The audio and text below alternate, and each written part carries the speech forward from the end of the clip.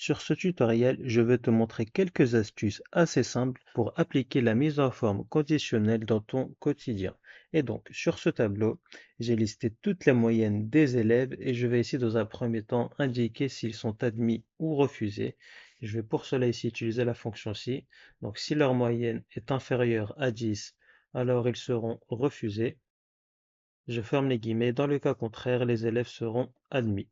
Je ferme les guillemets, je ferme la parenthèse, je valide et je clique et glisse.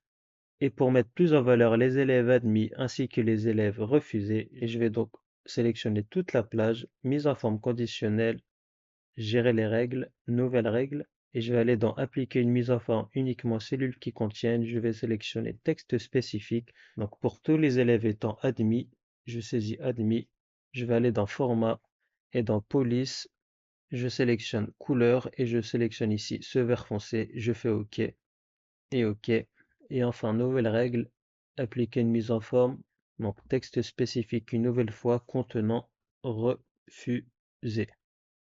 Et je vais aller dans format avec une police d'écriture en rouge. Et je peux également mettre les polices d'écriture en gras si je ne l'ai pas au préalable mis les polices d'écriture en gras.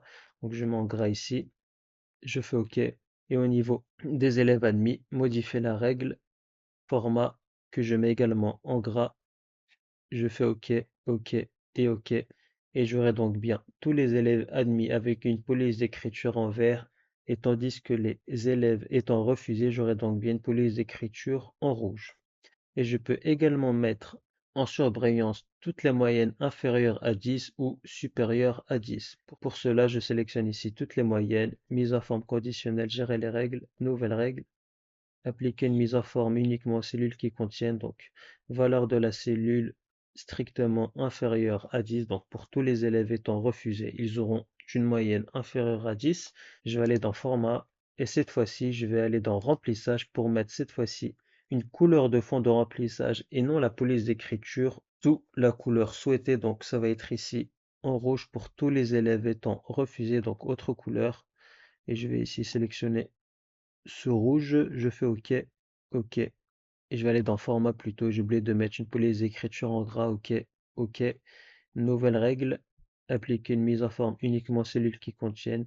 Et cette fois-ci, tous les élèves dont leur moyenne sont supérieures ou égales à 10. Donc on va également inclure les élèves ayant 10 de moyenne, d'où le ou égal. Et je vais aller dans format, police d'écriture en gras, remplissage.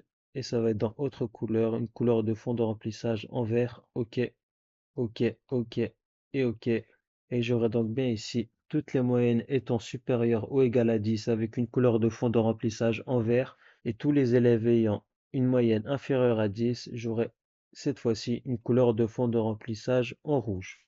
Sur ce tableau, je vais ici retrouver les élèves ayant eu la moyenne la plus élevée, et pour cela, je vais ici mettre en surbrillance l'élève concerné par la moyenne la plus élevée. Je vais donc sélectionner tout mon tableau sans les titres, mise en forme conditionnelle, gérer les règles, nouvelle règle, utiliser une formule pour déterminer pour quelle cellule le format sera appliqué.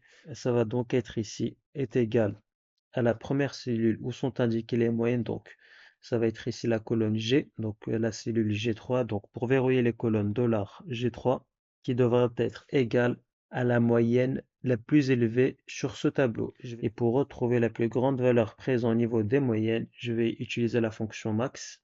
J'ouvre la parenthèse et je sélectionne ici toute la plage des moyennes. Je ferme la parenthèse pour reformer la fonction max. Et je vais au niveau de la flèche, je vais aller dans format, je vais aller dans remplissage, autre couleur. Et pour mettre en valeur l'élève dont la moyenne sera la plus élevée, je vais donc le mettre naturellement en vert. OK. Pour les écritures en gras, OK, OK et OK. Et Hugo sera bien l'élève qui aura eu la moyenne la plus élevée, soit une moyenne de 17. Et je vais également sur ce tableau retrouver l'élève qui aura eu la plus mauvaise moyenne. Pour cela, je vais ici mettre en surbrillance l'élève concerné par celui qui aura eu la plus mauvaise moyenne, mais à partir d'une case à cocher. Je vais donc ici sélectionner cette cellule, insertion, case à cocher. Et dès que j'aurai coché cette case, j'aurai en surbrillance l'élève qui aura eu la plus mauvaise moyenne. Donc, accueil, je sélectionne une nouvelle fois tout mon tableau, mise en forme conditionnelle, nouvelle règle, utiliser une formule pour déterminer pour quelle cellule le format sera appliqué, Et il y aura deux conditions à remplir. Je vais donc utiliser la fonction et. La première condition, il faut que la case soit cochée ici, donc il faut qu'elle soit égale à vrai, point virgule. Et deuxième condition, je vais donc ici retrouver la moyenne la moins élevée parmi toute la plage des moyennes. Pour cela, je vais donc saisir la première cellule au niveau de la plage des moyennes, donc toujours la cellule G3, donc $G3 pour verrouiller les colonnes. Et pour retrouver la moyenne la moins élevée parmi toute la plage des moyennes, je vais donc retrouver la valeur la plus basse parmi toute la plage des moyennes. Et il faudra donc que, et pour mettre en surbrillance la moyenne la moins élevée, il faut qu'elle soit tête égale à la valeur minimale sur la plage des moyennes. Et je vais donc utiliser la fonction min, j'ouvre la parenthèse, et je sélectionne toute la plage des moyennes pour retrouver la valeur minimale sur la plage des moyennes, donc la valeur la moins élevée. Et là, je ferme la parenthèse pour refermer la fonction min et je referme la parenthèse pour refermer la fonction et. Je vais au niveau de la flèche, format, une police d'écriture en gras et dans remplissage, autre couleur, et une couleur de fond de remplissage en rouge. Je fais OK, OK et OK. Et encore OK. Et si je coche la case, j'aurai donc bien mis en surbrillance la moyenne concernée par la moyenne la moins élevée qui est ici Chloé et avec une moyenne de 7/20. Petite parenthèse avant de reprendre ce tutoriel, j'ai réalisé une formation Excel intitulée Formation Express Excel qui te permettra de passer d'un niveau débutant intermédiaire à un niveau avancé en quelques semaines. Et si tu souhaites rejoindre ma formation Express Excel, tu n'auras plus qu'à cliquer sur le lien en description. Et enfin, dernier cas pratique pour la mise en forme conditionnelle, j'ai ici réalisé plusieurs ventes sur chacun de ces produits et le but sera donc de proportionner mes ventes par rapport à l'objectif qui était indiqué et qui est donc de 1500 euros. Pour cela, ça va est égal à la vente totale de mes crèmes que je divise par mon objectif qui était de 1500 euros. Juste avant de valider, je vais ici figer mon objectif de 1500 euros, donc F4, fonction plus F4, je valide. Donc j'aurai ici au préalable mis les formats numériques en pourcentage et je clique et glisse. Et concernant mes crèmes, je n'aurai atteint que 51% de mon objectif, tandis qu'au niveau de la vente de mes parfums, j'aurai atteint mon objectif de 126%. En effet, j'aurais réalisé des ventes à hauteur de 1897 euros, alors que j'avais un objectif de 1500 euros.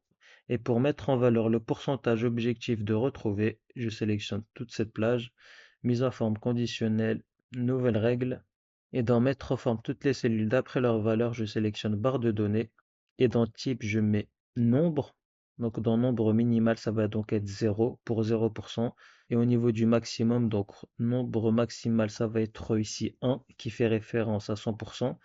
Et je vais aller dans couleur et je sélectionne ce vert avec un remplissage uni. Je fais OK. Et donc là, on voit bien mon objectif s'il a été atteint ou non via la barre de données. Comme tu peux le constater concernant les parfums, la barre de données est totalement remplie sur la largeur de la cellule à hauteur de plus de 100%, donc 126%, tandis que la barre des données au niveau de mes brosses sur lesquelles je n'aurai atteint que 22% de mon objectif, la barre de données sera remplie à hauteur de 22% par rapport à la largeur de la cellule. Et donc, on a la fin de ce tutoriel. J'espère qu'il t'aura plu. Si tu souhaites rejoindre ma formation Express Excel pour atteindre un niveau avancé, le lien est en description.